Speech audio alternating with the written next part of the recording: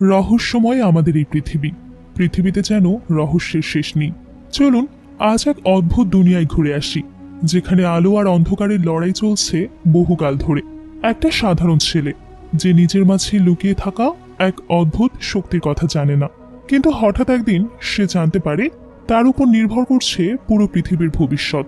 সে কি পারবে সময়ের ভেতর ভ্রমণ করে 6টি শক্তিশালী প্রতীক খুঁজে বের করতে, নাকি অন্ধকারের শক্তি পৃথিবীকে গ্রাস করবে চিরদিনের জন্য?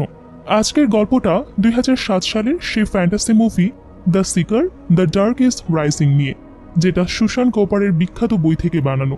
তাহলে আর দেরি না করে চলুন জেনে নিই এই রহস্যময় গল্পটি। গল্পের শুরুতে আমরা দেখি উইল নামের একটা ছেলে, যে আমাদের এই গল্পের প্রধান চরিত্র। উইলের স্কুল ছুটি দিয়েছে ক্রিসমাসের জন্য, তাই সবাই আনন্দে হইচই করতে করতে বাড়ি ফিরছে।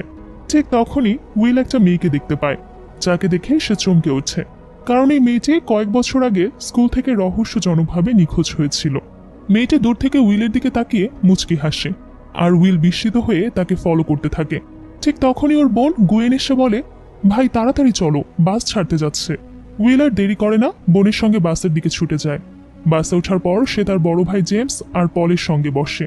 ওরা সবাই উইলকে নিয়ে মজা করতে থাকে। এই উইল, বলতো মেয়েটাকে, এতক্ষণ ধরে তার দিকেই তো তাকিয়ে আছিস। তোমার কি মেয়েটাকে ভালো লেগে গেছে নাকি? যদি সত্যি লেগে থাকে তাহলে গিয়ে কথা বলো। তার বোনও মজা করে একই কথা বলে। উইল একটু লজ্জা পেলেও সাহস করে ঠিক করলো সে মেয়েটার সঙ্গে কথা বলবে। কিন্তু ঠিক তখনই বাস থেমে গেল, আর মেয়েটা বাস থেকে নেমে যেতে লাগলো।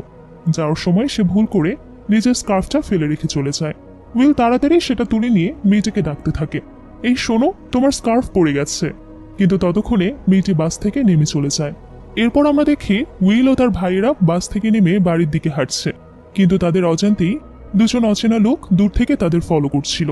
হঠাৎ তাদের পাশে একটা মাইক্রোবাস এসে থামে। মাইক্রোবাস থেকে নেমে আসে ম্যারিমার নামের এক ব্যক্তি। সে উইলদের সামনে এসে একটা কার্ড বাড়িয়ে দিয়ে বলে, গ্রেথন তোমাদের ক্রিসমাসের দাওয়াতে আমন্ত্রণ জানিয়েছে, তোমরা তোমাদের পুরো পরিবার নিয়ে আসবে। এটা বলেই লোকটা দ্রুত সেখান থেকে চলে যায়। কিন্তু তখনও আগের সেই দুই রহস্যময় ব্যক্তি উইল ও তার ভাই বোনদের দূর থেকে ফলো করতে থাকে। বাড়ি ফিরে এসে উইল দেখতে পায় তার ভাই ম্যাক্স পরীক্ষা শেষ করে ক্রিসমাস উপলক্ষে বাসায় এসেছে। ম্যাক্স বাড়িতে এসে উইলের রুম দখল করে নেয় এবং উইলকে বলে, আমি যে কয়দিন এখানে থাকবো আমি তোমার রুমে থাকবো, তুমি তোমার জিনিসপত্র নিয়ে অন্য রুমে চলে যাও। উইলের মন খারাপ হলেও সে কোনো কথা না বলে ভদ্রভাবে অন্য রুমে চলে যায়। এরপর আমরা উইলকে সেই নতুন রুমে দেখতে পাই। উইল তার জিনিসপত্র গোছাচ্ছিল, কিন্তু তার মুখে এক ধরনের বিষণ্ণতা, যেন কিছু একটা তার মন খুব খারাপ হয়ে গেছে। এরপর উইল তার ভাই ম্যাক্স, পল,